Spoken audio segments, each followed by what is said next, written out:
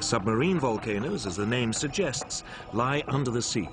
When active, particularly in relatively shallow water, they make their presence known by blasting steam and hurling debris high above the surface.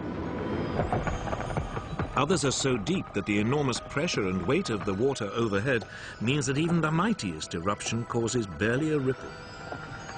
However, this was hardly the case when a submarine volcano erupted off Iceland in November 1963.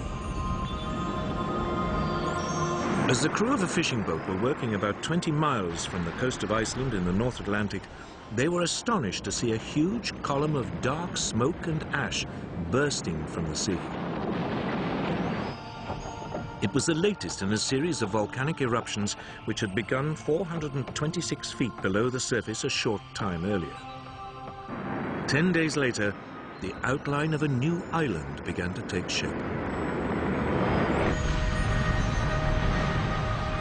The eruptions continued intermittently for almost 4 years, until June 1967, when the island, made up of volcanic rock, was a mile wide and up to 300 feet high. Since then, the volcanic island, named Surtsey, has remained peaceful, eventually attracting plant life, seabirds and seals. But as Iceland is already home to some of the world's most active and unpredictable volcanoes, no one can be sure how long this apparent tranquility will last. Down through time, the people who live on Iceland itself and the surrounding smaller islands have become used to living with danger, but they can still get taken by surprise.